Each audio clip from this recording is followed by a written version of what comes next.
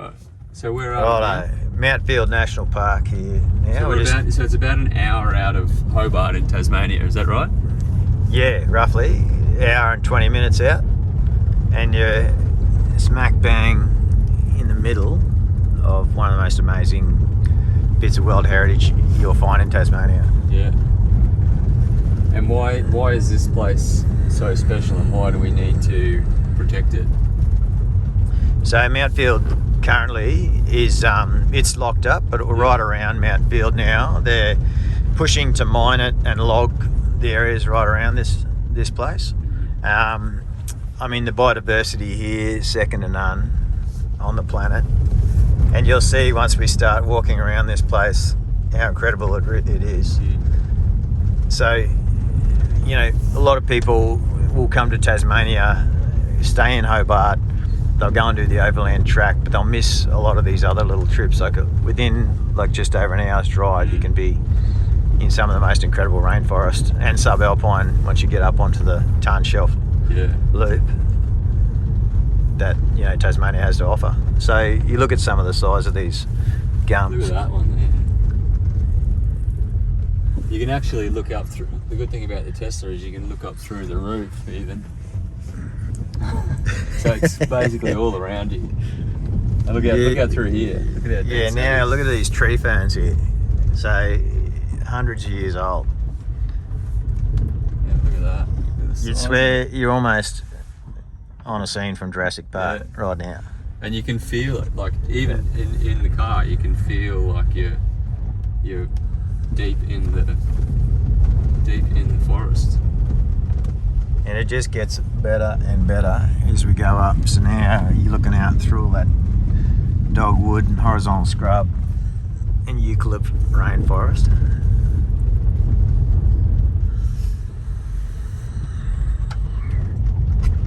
So when's the last time you took the Tesla for a drive in some Gondwana land remnant rainforest, my friend?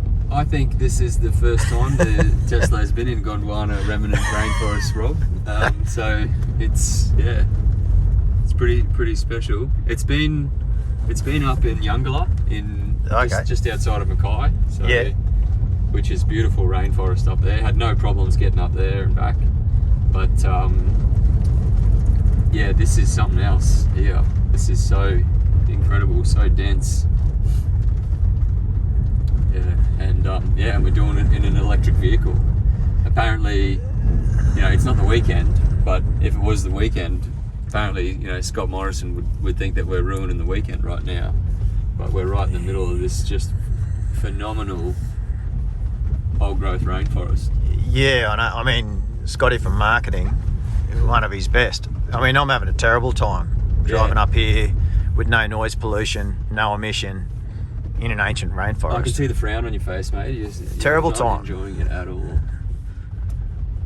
And even the fact that there's no sound there's no petrol or diesel exhaust or sound of the engine. It's a whole different experience driving through here than what it would be, you know, in a loud polluting car. Yeah, look at that guy hanging out over the road.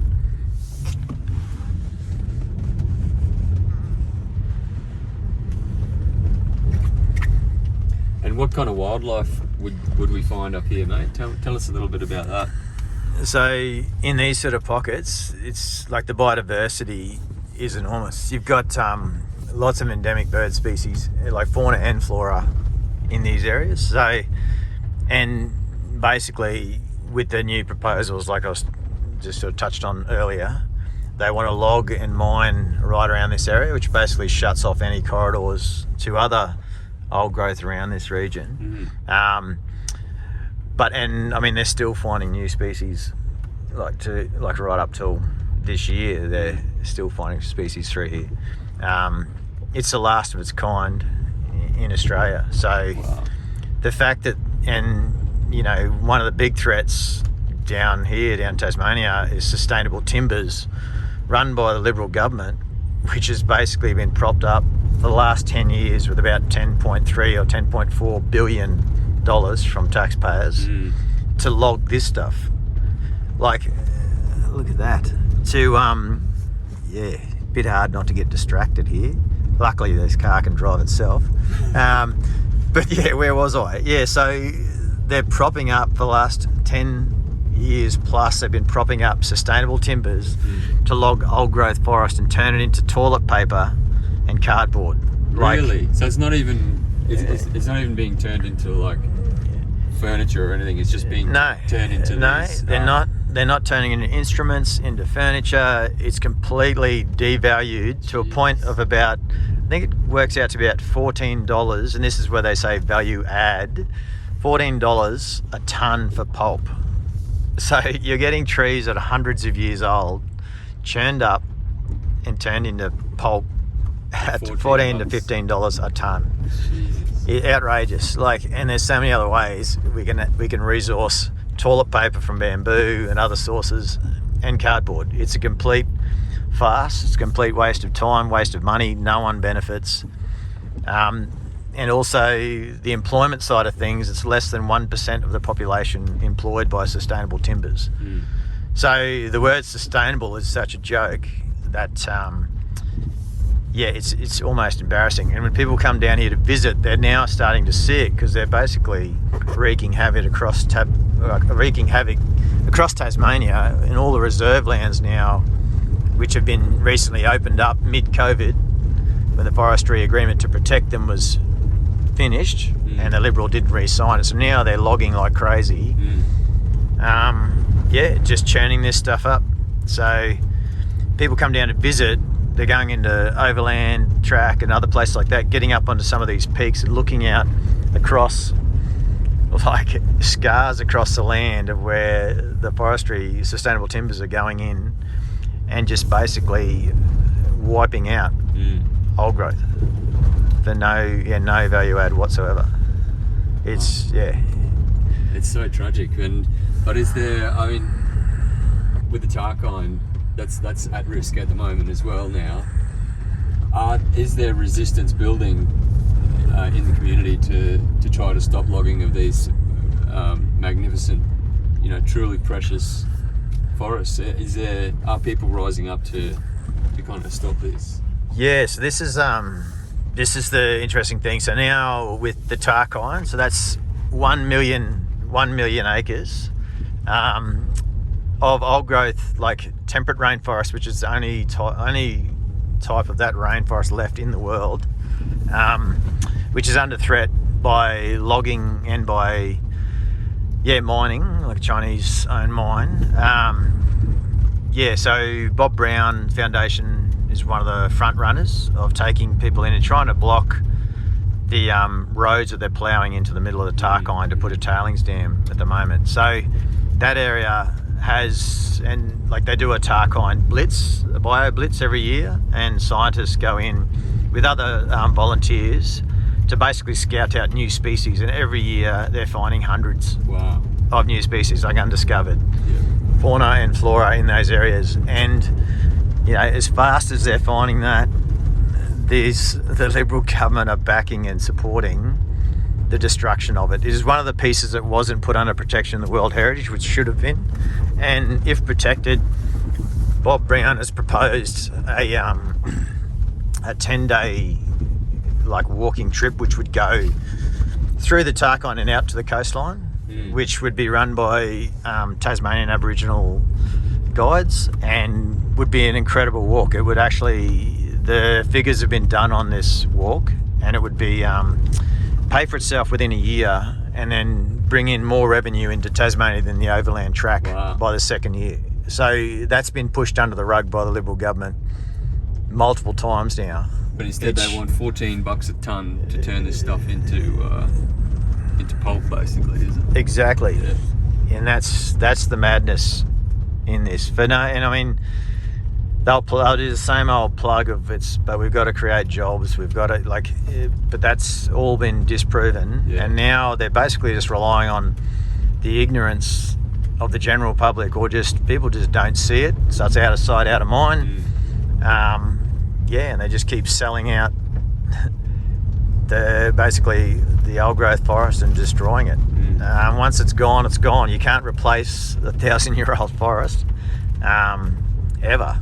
So to replace that with a single species plantation where you've basically firebombed the area, baited it, and killed any microbes in the soil, and then you plant a toxic, species. It boggles the mind. Yeah, and I have seen that there's been quite a few activists that are going into the Tarkine and locking on and going up into the trees and whatnot. Have you seen a few of those? Have you met some of the people who've done? Yeah, there was a recent rally in town at the town hall with Bob Brown, and the hall was full, and they had people that have been arrested and gone into the area. And I'm not talking about just what gets portrayed in the media. There's nurses, school teachers, students, people from all walks of life now are going in there and chaining themselves up or trying to do something, because just sitting back is not enough anymore. And that's what the Liberal government rely on, is that people are just going to let this go through. But people are rising up, and it's good to see people are getting passionate. I mean, it's all completely non-violent protesting in a way, but really it's just trying to stop something that should have never happened in the first place. And the government won't do anything about it. In fact, they're supporting it. So it's really up to everyday people now to start making a difference and stop this before it's completely destroyed and gone. With our nieces and nephews growing up, they're growing up fast, and they're not going to get the opportunity to even come up through this area like this. It's you can't look at a photo of this. You can't. I mean, this video really can hardly do it justice. So imagine your nieces and nephews not having the ability to come out and see this in their own, or bring their kids out. Yeah, well, we got to stop it, and we have to fight, to stop this, and encourage as many people as we can to join this fight, and to come to these places and to experience how important they are, and to mobilise and join up with groups such as the Bob Brown Foundation, and there's other groups in town as well, Rob. Yeah, so there's quite a few. They've got the Tasmanian Land Conservancy. You've got the what do they call themselves? There's quite a few smaller groups off the side. I think Bob Brown would be the main one for the Tarkine region, but obviously protecting the reserve lands is another thing that's happening on the side. Tarkine's one region, but all the regions are under threat at the moment, and really from the same threat of of forestry, and not done well. So other countries, in the Northern Hemisphere, forestry is actually done in a sustainable way, and they're doing they're only logging regrowth. So they're not touching old growth, and across the world now they're fighting to protect old growth forest in this time where climate change is one of the biggest threats we face as a race of people. Logging of old growth forest should be ceased across the globe, and immediately. Yeah, immediately. I mean, it's going to be harder in some countries, I guess, for low socioeconomic and local employment and those sorts of things. But in Australia, it's ridiculous that we're still doing this. Yeah, and I mean, all the solutions are there. The macroeconomic solutions are there. We can support coal workers, and we can support forestry workers as well. The government has the capacity to fully support anyone in an industry that's going to be affected with the transition, with the climate transition to clean technology. And like coal workers, forestry workers shouldn't be afraid, because the government has the capacity to support them for as long as it takes.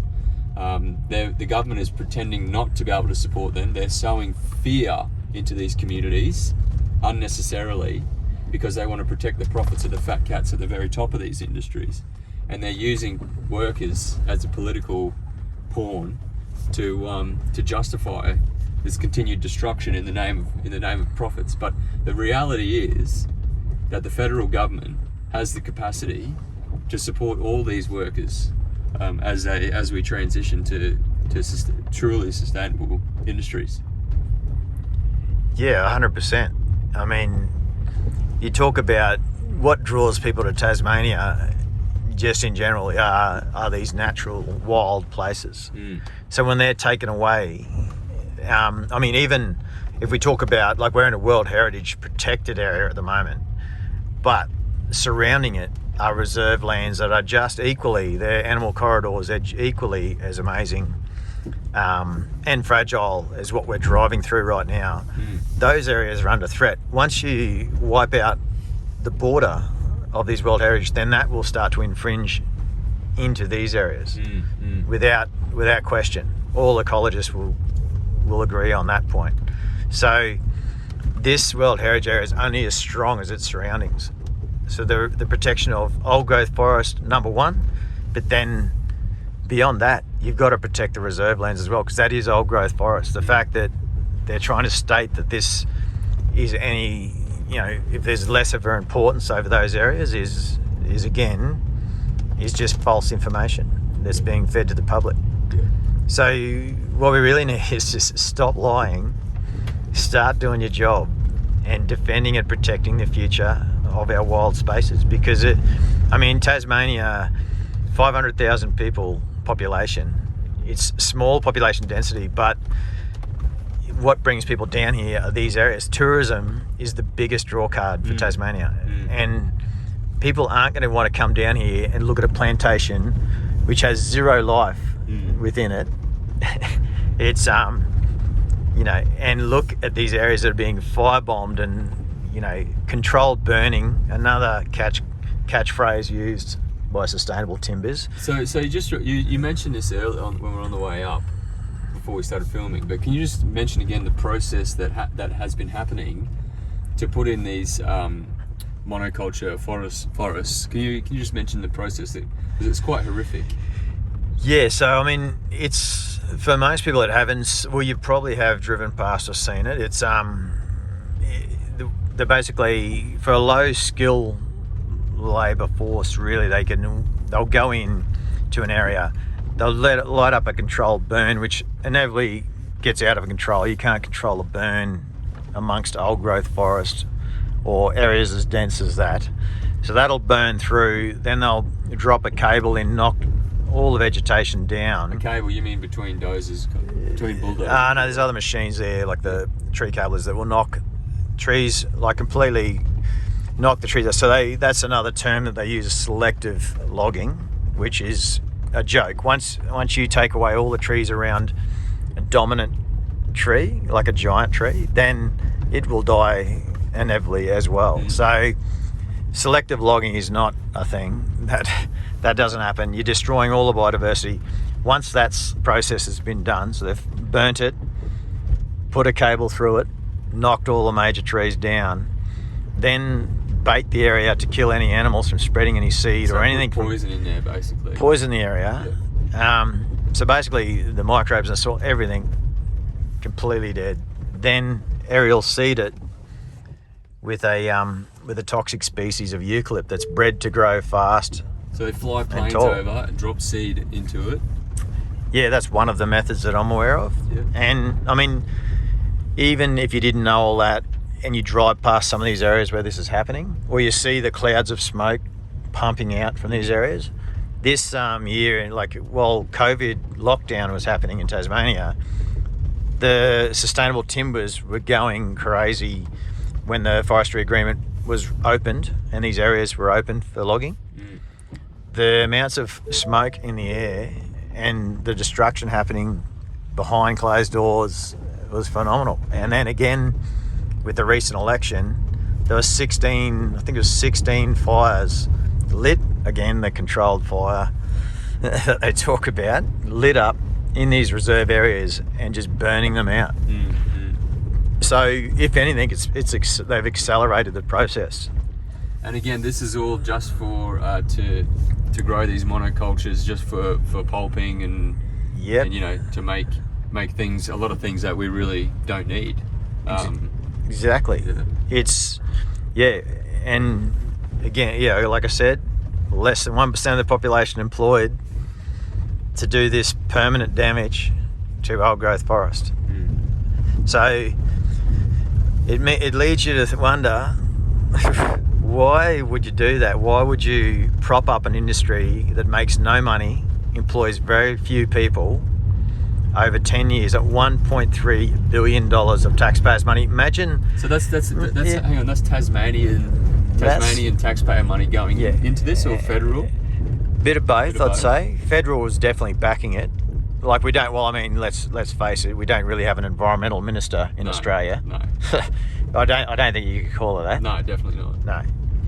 No. Just rubber stamps everything, basically. Yeah. Well, she's a bit of a joke. So I don't know where they found her, but I don't know if she'd know one end of the tree from the other. But yeah, right. Yeah. So it's being funded by taxpayers. Yeah. So taxpayers' money essentially is propping up an industry that has never made money, and it's destroying the future of our wild areas. So it's like it's a two-sided sword, really. Yeah. And the only benefit, the only people that are they're not even benefiting because they're destroying their own, like the people at the top, the multi-millionaires, the billionaires who run these industries, right? They think that they're benefiting from this because they're making so much money, but actually even they aren't benefiting from this because they're destroying their own environment, the environment in which they live and their community lives. Right, so it's a perceived benefit for these fat cats at the very top of the of the tree. Yeah, and this is this is an interesting thing. Like, I just started thinking, like, back when they when they put protections over a lot of area over in America. So you had, like, Roosevelt went out into Yosemite National Park with John Muir, and that experience of them going out by the campfire together, he forget the amount of land that he put under protection after that experience out there. Oh, really? That's a pretty incredible story. But here, imagine Scotty from marketing, or our for lack of a better word, the environmental minister who's recently been down here, actually visiting the Tarkine area to give a tick of approval or block this tailings dam that they're trying to push, this toxic dam in that area. It'd be interesting to see what she says now that she's actually seen the area. Or even Gutwin, like the local Liberal representative. Imagine if they even came out these areas and they walked where about to, came up through this area, looked at it. How could they possibly have that experience and then go back and support the destruction of it? To me, that is madness. Yeah. So I mean, maybe these politicians, they need to get out here and come for a walk with people like you, or with traditional owners in the area, who can explain to them why these places are so precious to us. And the more politicians we can get into these areas to experience it, the better. And maybe, I don't know, Rob, maybe you can start a channel.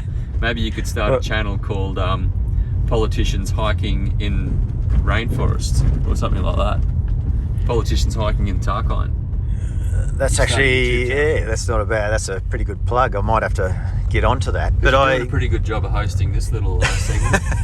All I have to do is hold this telephone, mate. I'm trying to hold it steady, but I'm trying to get a good look around as well. It's got Steadicam, so it'll take a lot of that vibration out. Oh, good stuff. Yeah. And I mean, the Tesla's so smooth as well. Yeah, but I'd like you, because we're about to go for a hike, a short walk. So keep filming when we pull up here, and then if you're happy to keep filming, we'll walk all the way to wherever you are taking me at the moment. If you can. Spot on. Yeah, we can do that. All right. We're going to go up here. We're going to go for a walk around Lake Dobson when we get up the top. Yeah. But we're starting to head up. You can see we're climbing elevation now, so that all the vegetation's starting to change. You can see the eucalypts starting to change and the smaller shrubs and stuff coming through. So we've come up through that rainforest, and now we're getting up into this subalpine sort of country. But that concept is great. Like, I would love to take, like, I've guided down here for a couple of seasons, and I've only moved down to Tasmania just under 3 years ago myself, and I am still blown away by this place. It is incredible.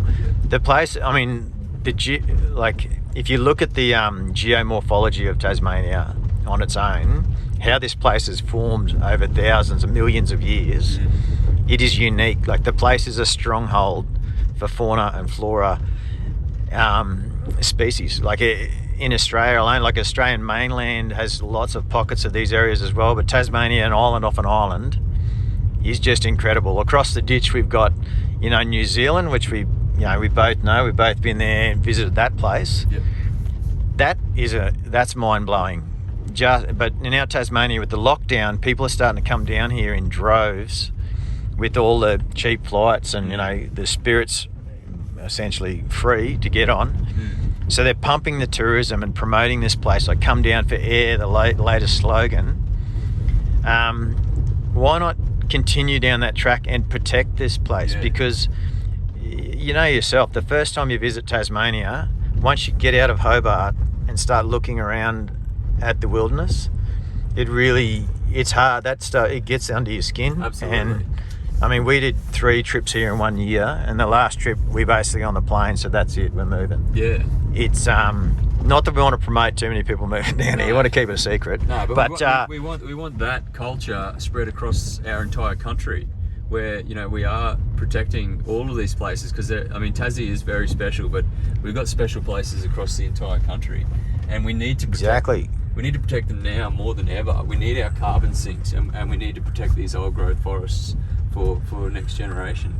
And I was fortunate enough in 2015 to come down to Tassie, and we were talking about this before, and we were saying I did the overland track, but actually I didn't do the overland track. I experienced the overland track, because you don't do a forest. You go to a forest and you experience it. So I was fortunate enough to come down to Tassie and have 6 days on the overland track, which was absolutely incredible. And I left that forest a different person, with a different perspective on the importance of that kind of wilderness.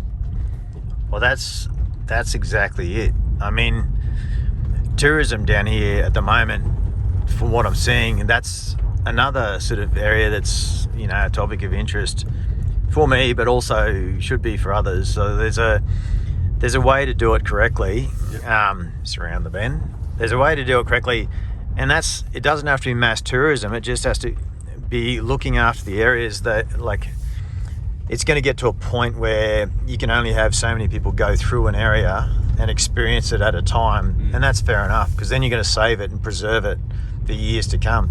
But to continue to put in, like, into the World Heritage now, I think there's over 40 to 60 proposals to build more accommodation and build more of these luxury lodges within these wilderness areas. Like, the reason that they've been put under World Heritage protection is for their environmental value.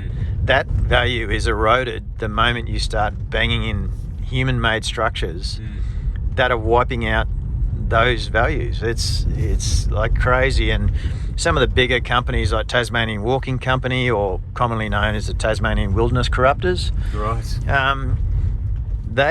They've shown how you can do it well, but also more recently would probably their bloody lodge that they put in at Three Capes. If you go in and, like, people that have gone and stayed at that lodge, I've talked to and said, well, did you actually have a walk around and check out the damage that's been done to put that in? When not far down the track, you got the Parks and Wildlife Lodge, which is completely off grid, runs on pretty much, I think they turn the generator on for about 20 minutes a week. The rest is powered off solar. And the footprint's about a quarter of the size of this lodge that TWC have put in there. So maybe they've learnt their lesson, maybe not. But, I mean, these areas should be enjoyed by, like, our nieces and nephews, their kids, and so on and so forth. So that concept you mentioned earlier of having, I think, Tasmanian Aboriginal representatives taking politicians out onto the country and explaining this, and explaining why this area needs protected, what is the importance of it to them and to their past generations. I think that is invaluable, because the fact that they're even willing, like Tasmanian Aboriginal people are even willing to share some of their amazing in-depth knowledge of this natural areas is incredible with the history that they've had to endure. So yeah, I think that could be like a really powerful concept and a good idea, and I'd love to see, if any politicians are checking this out later, why don't you be a bit proactive and get in touch and start, Yeah, absolutely, because I reckon we could tee that up, because I think we had dinner with one of your friends last night, and he mentioned that he knows quite a few of the traditional owners in the area who have an incredible knowledge of these places, and if we could possibly organise something like that. I think it's a really, once again we talk about down here, you've got the opportunity with a small population density. It's basically a country town on an island, and I come from, we both do, rural and remote. We haven't mentioned this yet, but Rob and I both grew up in the same town in central Queensland, Claremont in central Queensland, which has about 2,000 people. Rob grew up on a massive cattle station, but we'll talk more about that in Rob's episode, which is coming up soon. To be continued. But yeah, Rob and I both grew up together, and we've been very, very good friends for a long time. And Rob moved down here a couple of years ago. So yeah, sorry, what were you saying then, Rob?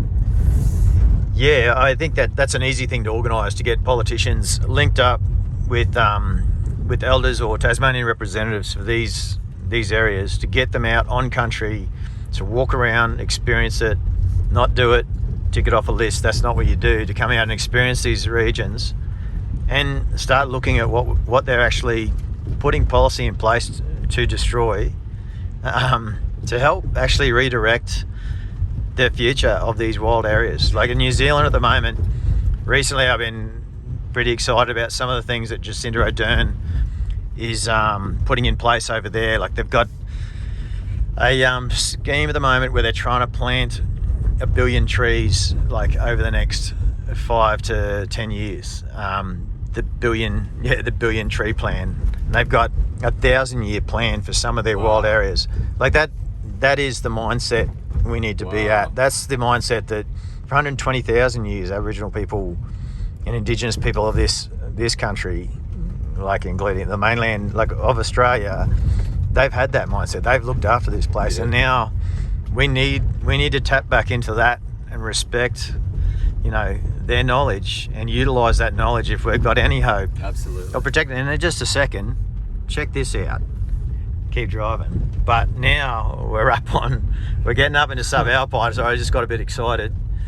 But you can see all the vegetation now. So this, over, hundreds, thousands, millions of years, this vegetation now is adapting to the harsh conditions up here on the plateau. So we're going to go, we've got a little bit to go, and then we're going to pull up at Lake Dobson, and we're going to go for a walk in around the lake, not too far off now. Yeah. But just on that 1,000-year plan that they've got in New Zealand, which has been supported by Jacinda Ardern's government, imagine like being part of that and being working on that plan, or being involved in the implementation of that plan on the ground, and thinking to yourself, the work that I'm doing, the things that I'm doing each day are contributing to this 1,000-year plan to rewild what is one of the most beautiful parts of the world. Imagine the sense of purpose and the sense of satisfaction that you would get being a part of that project. I don't think, like, it's hard to even put that into like words. Or how do you comprehend being a part of a process that basically protects this planet and puts it back in a better position than we found it, as the old saying goes. Yeah. But and the advantages of that, like they're very little. There's actually zero disadvantages to that.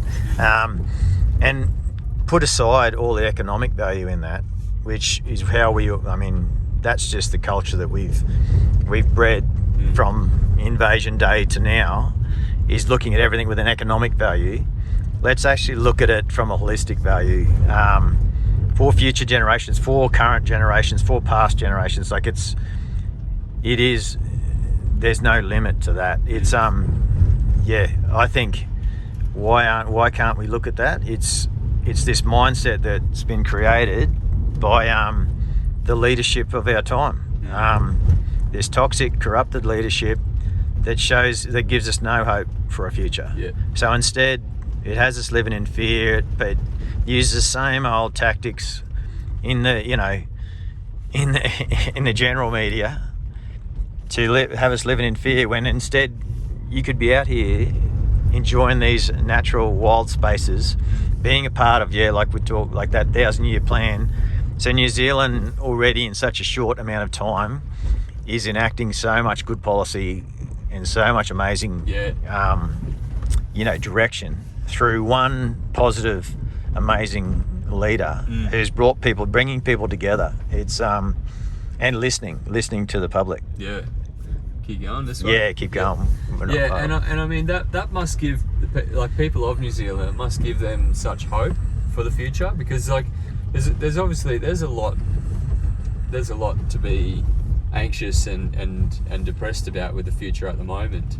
But if you've got leadership like that, the citizens, it gives the citizens of New Zealand a lot of hope and a lot to be excited about, a lot to work towards, a sense of community and a sense of purpose. So I'm sure it is coming in Australia, because you can feel the movement growing. But it's got to happen faster, and we need people in Canberra to show leadership on this, and to try to replicate what they're doing in New Zealand here, for us, for the next generation, but also for us as well, for the current generation. Exactly. How would you be turning up to a climate summit, Scotty from marketing, with a non-existent environmental minister, and sprouting the complete BS that he comes up with every time? I mean, wouldn't it be better to rock up to the summit with an actual plan that leads the way, instead of pointing fingers at people that aren't doing the right thing and talking about our population and the usual rhetoric? How about rock up with a plan that blows people away and gets them excited and encouraged? I'm sure Jacinda Ardern would be back over there, would welcome us open arms to join in. Yeah, anywhere here. We're about to jump out. Just back here, mate. Righto. I mean, they would encourage it. They would support it. They're so close. Right across the ditch there. Absolutely. You could team up, and you could, Tasmania could be a flagship for Australia. Yep. It's got the World Heritage here already. Lock up the Tarkine, protect that amazing place, and start leading the way. Now we're about to jump out, and we're going to go for a loop around Lake Dobson. Yep. You're all right to keep filming, mate? Unless you want to have a crack for a while. Well, let's get out, and we might swap over as we go. But yeah, if your arm's getting a bit tired, just let me know. Well, people might be getting sick of looking at your mug. No, probably.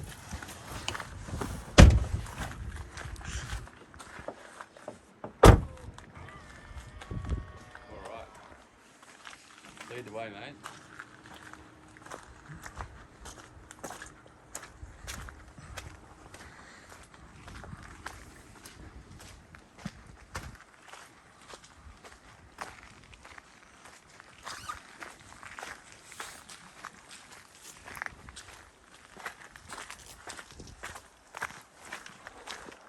So where are we now? So Lake Dobson, and we're going to head out to Pendenny Grove, which, this gives you a bit of a snapshot of what basically all the vegetation would have been like across Antarctica. So we've got a lot of Pendenny, you got King Billy, pencil pine, hanging out over the lake just in front here. Looks like a giant bonsai tree. Wow, look at that. Yeah, pretty amazing. Get a close up of that tree there.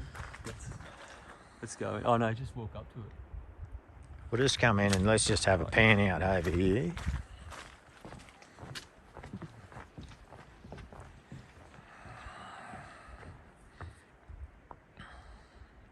Yeah, check that out.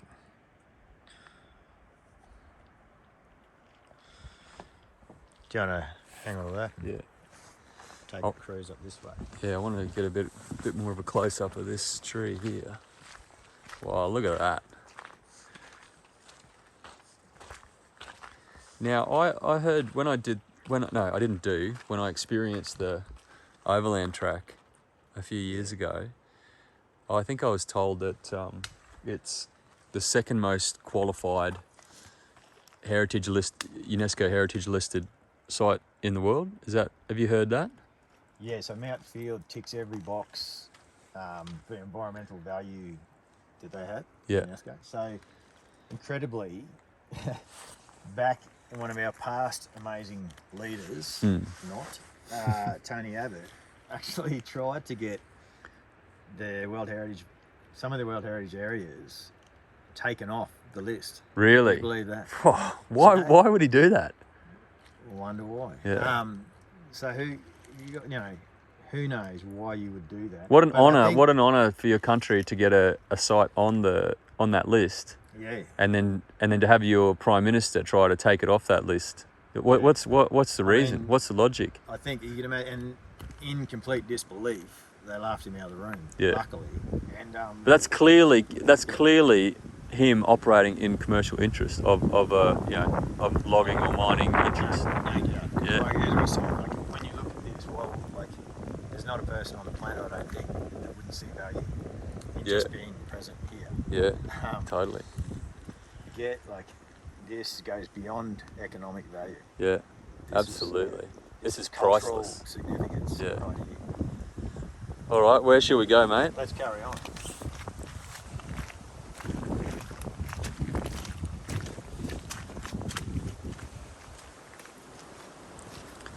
You can just see the diversity everywhere. Incredible.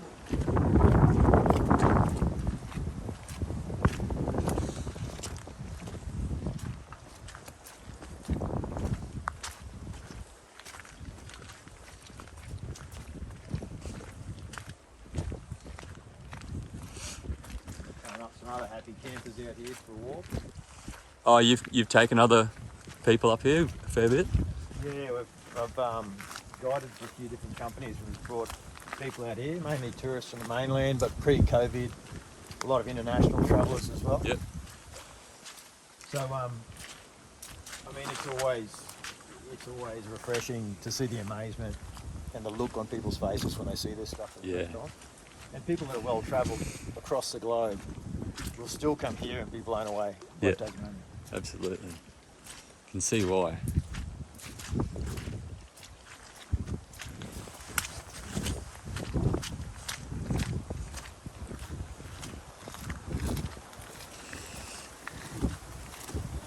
Hi. You aren't.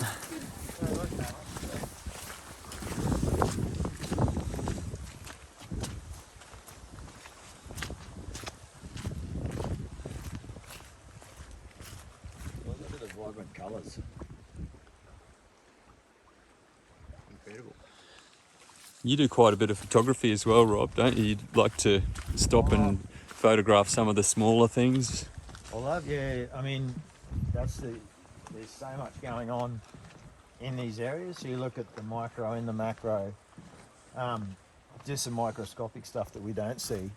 So even like we look down at the fungi and the lichen and the other things going on, like even zoom in and check out some of the symbiotic relationships that are happening that people often walk past, but when you stop and look at the detail, and this is again not doing a place but being in a place, Yeah.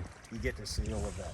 Yeah. So this is evolution continuing on Yeah. when you lock these places up and protect them. Yeah. Like there's stuff we don't even understand, we're just barely starting to comprehend. Yeah. So yeah, I have quite a few friends that are in the science realm or academically. Yeah. And to come out with them and just learn more and more, you just get deeper and deeper into this place. Yeah. So this is your first time, Dan, out Yeah. here to Lake Dobson. I think prepare to have your mind blown. All right. We're about to go in up here and start to see some of these crazy pandanus. So it's it looks like a tropical plant, but it grows in the subalpine regions. Uh-huh. And a lot of these the king billies and the pencil pines they have basically no resilience or resistance against fire. Right. So with these recent, like just before the mainland fires and big fires down in Tasmania, and with these areas, when the fires get in here, again, inaction by the Liberal government just to let it burn. Yeah. Because there's no one living here, no human living here. Yeah. Is madness. Like they had the ability to stop those fires or at least control them, but they just let it burn. Like thousands of acres burnt out. It won't come back because they haven't evolved to handle fire. They haven't evolved for it, so then you lose all that micro stuff. These are like they're genetic direct links to breed like Gondwana land Yeah. species. Yeah. And once they're gone forever. This one here, is it? Yeah, that's a pencil pond. And just on the little things, on the microorganisms in the soil and everything, it's often completely forgotten. And even with mining, with open cut mining, they say, oh, we're going to mine it, but then we're going to rehabilitate it. Well, you can't really fully rehabilitate an area because it's not just the trees, it's everything in the soil and all that just gets completely lost, and it takes thousands of years for that to build up, doesn't it?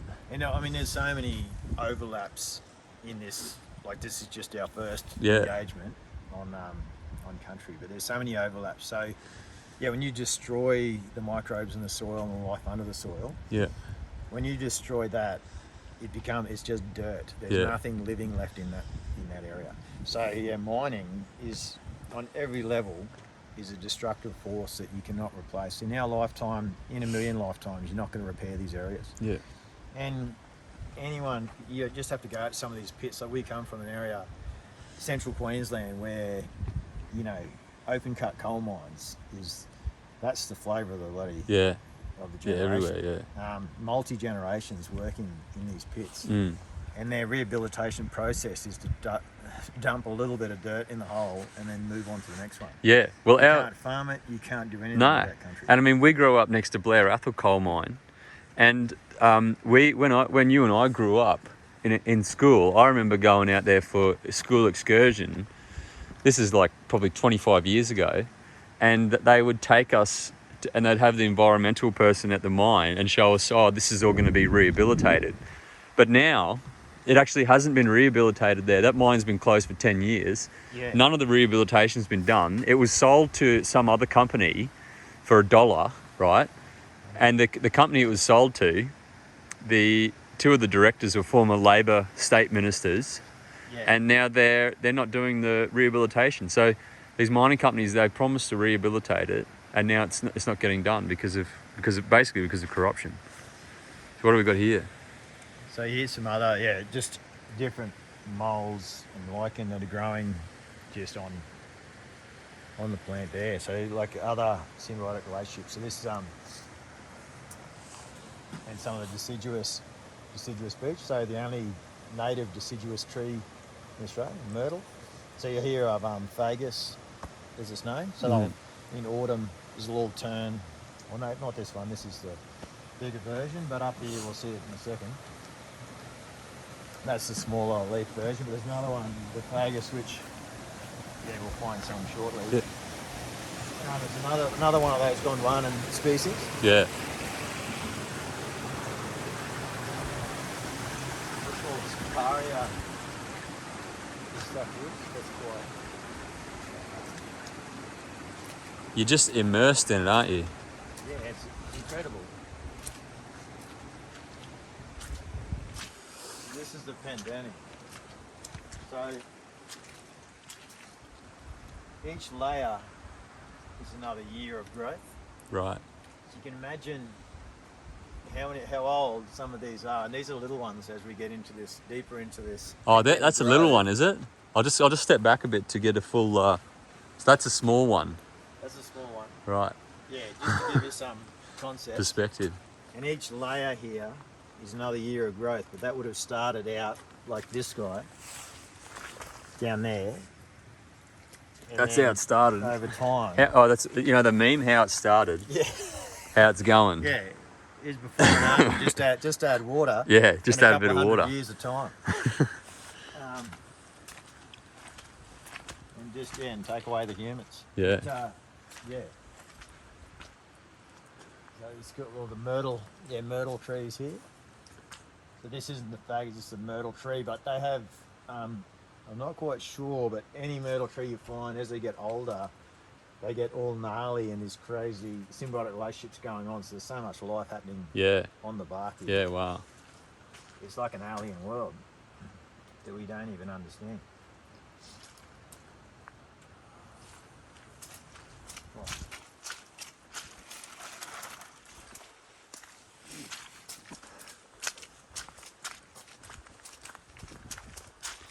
And you can really feel the difference with the air. The air is so much cleaner here as well, and I guess all the stuff that's in the air, all the little pollens and all the rest of it. It's so fresh and just makes you feel much more alive just breathing it in. And listen to that. So, here's another couple of giants. So they've tested it, and the cleanest air left on the planet is down here. Fair dinkum. So that's the cleanest that's left. Yeah. But that brings us back to the next little bit when I go for a drive in your rocket ship. Yeah. So the emissions and the fumes that we're releasing, nature's doing its best to clean that up To for filter us, it. But the more we destroy these areas, we're destroying our only natural filter. Yeah. This is a the forests are a natural filter for our air, essentially. Yeah, exactly. Just pan around and just have a look at that stand. I'll pan down a little family up there. Look at this one. Yeah. Yeah, it's unreal.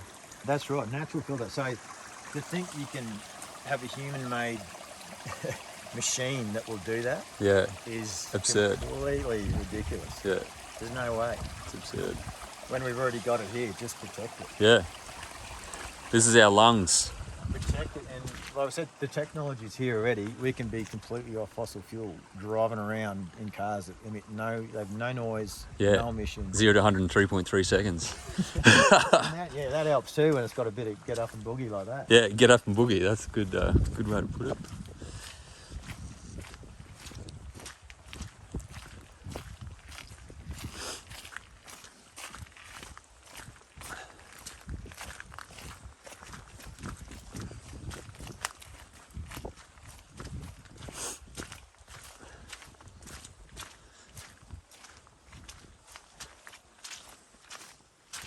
So crisp, so clean. Yeah. It's just a light little bit of snow falling as well now. Yeah. Yeah. Where am I?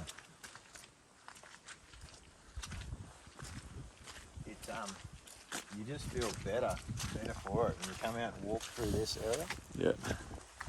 I've also read that, your gut biome, the diversity of your gut biome, if you're in a forest, you're getting exposed to all these different pollens and everything, and it's really good for your gut bacteria. Yeah. And your gut bacteria is linked to your health and even how your brain functions and how good you feel. Well, it is coined the second brain. Yeah. Now, all the latest research is proving that it's actually even more powerful. So you can imagine, in a recent one I listened to by Zach Bush, was talking about, imagine the brain is a small computer chip. Yeah. But our nervous system stretches right through our whole body. Yeah. So our feet are learning, our hands are learning, our whole body is one big computer chip. Yeah, wow. Like we're absorbing information through every single pore, every single nerve ending. Like in our foot alone, in one foot, we have 200,000 nerve endings. Wow. So we're actually all brain. It's just that the actual brain is just the hub of it. Yeah. Essentially. That's cool. And when you come out to a place like this, you can start to feel alive because the body is interacting with the environment. Yeah. Todd Sampson did a series a few years ago where he looked at like hacking the brain, and I remember part of it, he went barefoot and he was saying that there's more nerve endings in your feet than in your hands, and we have our feet wrapped up in socks and shoes all day, wrapped up in cotton wool basically, and so we're not getting that exposure or that stimulation through our feet. And if you actually do go barefoot and you stimulate your feet, you become more creative. So you get more stimulation into your brain as well. Well, the term earthing, exactly. So we're made up of electrons. We have natural electrons on the planet, in the earth, in the soil. So that connection of skin to soil. And when you're wearing shoes, you're putting a buffer in between that. Yeah. Not that I'm proposing we take off our shoes now, Rob, but maybe another day. I was just going to say we should get amongst that and take them off. Maybe when we stop filming. Have you swum up here before, Rob? Yeah, not that it is a World Heritage Area, so I may have had a few dips. Yeah, nice. In the lake. Definitely never regret the swim around here, like the immersing yourself in some of the cleanest water on the planet. Yeah. And just the cold snap is, it's a pretty exhilarating experience. Yeah. I think while you're actually down this way, we'll definitely get you in for a dip. Yeah, I'm up for that. I'm into the Wim Hof method. I finish with 30 seconds cold shower every morning. Been doing that for years. But I tell you what, when I had my first cold shower this morning here in Tassie, it was especially cold, but did feel very much alive after it. Yeah, no, it's definitely a bit cooler up on the hill. Yeah. Nice. So Rob, we're at about 56 minutes. Yeah. So we've got a few other things to check out here, or should we kind of start wrapping this one up? There's up one to little you. pocket we've got to get into up here. Yep. If you want to go for a little bit of a jog, we can get there. Oh, we can. No, there's no rush. There's actually no reason why we can't go longer than an hour. It's quality content, Rob. So I'm sure our viewers will be happy to stick around for a bit longer. The Scaparia starting to flower. So interesting little. So one of my friends, I did a course down here through Tasmanian TAFE system, and amazing program, Cert 3 in outdoor adventure guiding, Cert 3 in outdoor recreation. And one of the interesting facts, there's a little skink here that has a symbiotic relationship with the Scaparia. So the only way this can pollinate is by the skink busting open the flower on that plant. So they that's and it's only that skink can do it. This plant and that one skink found in this area. Wow. So they're dependent on each other. Yeah, completely dependent on each other. So it's it's this sharing of resources. Yeah. That it's the perfect economy. Yeah. The resources are spread evenly amongst all living beings. Yeah, and nothing goes to waste. Yeah, that's another side story. But nature has so much to teach us. Yeah. If we can protect it and look after it, we can learn so much from it. Yeah, and it's great walking through here with someone like yourself who knows so much and can just stop and explain different things. So it would be absolutely incredible to walk through here with the traditional owner as well, who could tell so many different stories about this land, and the flora and fauna and a lot of the meaning in this land as well. Well, I mean, the knowledge base alone is incredible. And the privilege of that being shared with us, if we have that opportunity, is it's invaluable. Like, you have people that we had 4 seasons. They know every single plant, every single animal. Yeah. When it breeds, when it's pollinated, when it flowers. The complexity of it. Yeah. Tens to hundreds of seasons. Yeah, wow. There's such an in-depth knowledge of this place that they've managed to live on this very place for thousands of years. Incredible. Like, a bit over 200 years, and we've decimated, the biodiversity of the planet by about 80%. Yeah. We've killed off. Yeah. So, I mean, that sort of, if that doesn't highlight the importance of saving what's left, I'm not sure what does. Yeah.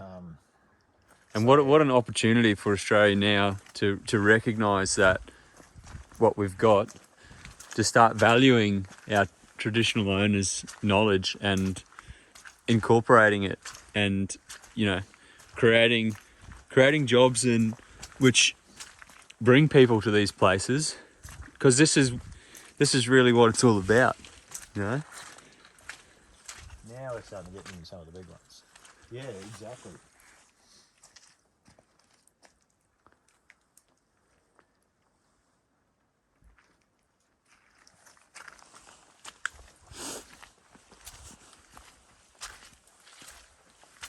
Wow, look at that. Yeah. So Wow. this is why we had to walk a little bit further. Yeah, I'm glad we kept filming. Look at the colours. Yeah. It really is mind blowing. Yeah. It doesn't matter how many times you visit this area, you're always picking up something new. It's Incredible. just walking through these areas, it just encourages and inspires creativity and imagination. It's, you know, there's no better creator than nature. Yeah.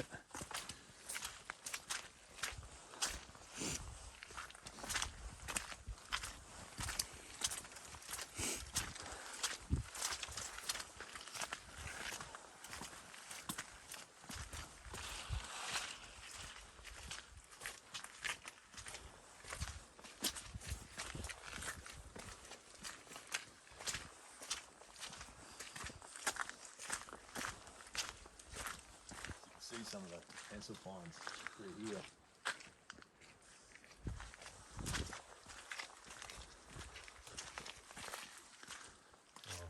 The green rosella. So that's an endemic bird species to Tasmania. Oh yeah. Yeah, 12 endemic bird species that live and breed here in Tasmania, but then there's numerous breeding endemics that travel down from the mainland down to Tasmania. Oh wow. So makes this place, like I said earlier, I mentioned, a stronghold and a hub for these species. And most of the songbirds, or any bird that makes a sound on the mainland, will have, you know, a relationship or travel down here. Yeah. So when you wipe out their habitat through forestry and fires, increased fires through climate change, when those areas are diminished and wiped out, you're going to start seeing a loss of these bird species.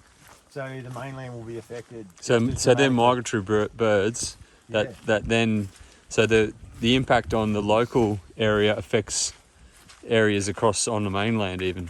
Exactly. You've got, I mean, down here, even in the macropobs, marsupials and things that have been wiped out on the mainland by foxes, European foxes, an invasive species, and dingo, a native. But down here, you still have, you know, spotted quolls, you still have eastern barred bandicoots, you still have species that have all but become extinct on the mainland. Yeah. So then that's as well as like all of the bird life. So this is the bit I wanted to get you to. Yeah. Wow. Now, just pan out through there and just absorb that a little bit. Yeah. Wow.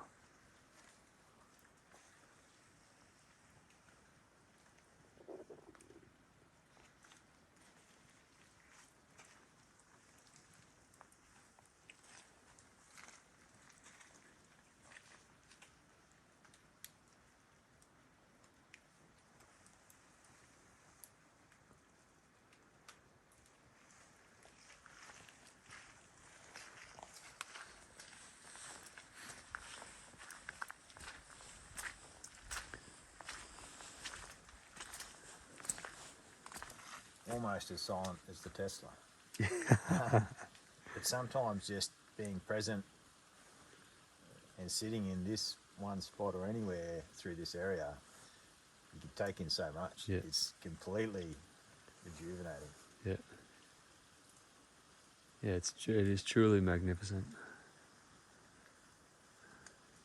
Then this is what, the surface of Antarctica would have looked like, you know, back when we were all joined together. So Gondwana, was it? Gondwana land, like Tasmania, joined on the mainland, attached onto Antarctica. So as it separated, Antarctica going south, Tasmania was drawn away from the mainland, but hung on by a granite belt underneath through to Mornington Peninsula, Right. which broke it away from. So it's separated from mainland. Would have went with Antarctica, but got held on by that Huh. granite belt, and then broke apart. So it's separated from mainland, formed the Bass Strait. Wow. So it by rights it should have been part of Antarctica. Yeah, But could've we kept had a going. little string Yeah, to pull it to hang onto it. yeah, exactly. Wow. So it just hung on by a thread. By a thread. But what it did create was this unique spot for fauna, flora. Even the Tasmanian Aboriginal people, like once the Bass Strait had ice shelves across it where they could travel back and forth Yeah. from the mainland, but roughly around 14,000 years ago, the Bass Strait, finally that ice sheet melted, and then it was separate from the mainland for 14,000 years. Wow. You have, Tasmanian Aboriginal people forming their culture, unique individual culture in this Yeah. area. And all the other species here, like the fauna and flora, creating adaptations to survive in the conditions here. Incredible. So 14,000 years of evolution are taking place. Yeah. So you're not Incredible, just mate. losing, you're losing thousands of years of evolution when you go in to make a bit of toilet paper and some cardboard out of these areas for no economic benefit whatsoever. Wow. It really puts it Yeah, into perspective, doesn't it? it really makes you quite sick in the stomach Yeah. to think that any sort of, and you can't even call it leadership, but any form of government could allow this to happen is sickening. It's got to And stop. the fact that we've got to actually now get off the fence and fight for this area, and that people like Bob Brown and people that are passionate and amazing, incredible people from all walks of life, all age groups, all backgrounds, are coming out of the woodwork. Yeah. Literally. Rising up. Yeah. It's just sad that it has come to that, but that's where we're at. That's where we're And at, if yeah, we yeah. don't start really driving this now and protecting these areas, they're going to be gone. Forever. Yeah, and that's Yeah. it. You don't Well- get a second chance. Well, mate, that's probably a nice spot to finish on, you reckon? The optimism, the hope that, Yeah. we have these groups Yeah. that are forming, people are mobilising, and people are kind of starting to wake up to this now and waking up to realise how truly magnificent and valuable these areas are. And well, mate, thanks very much for taking me in here today and showing me around. It is incredible, and your knowledge is also incredible. And I reckon we've got at least another episode in you. So I'll save it up for that one, but Yeah. my pleasure. no worries. Till we meet again. Sounds good, mate. Cheers.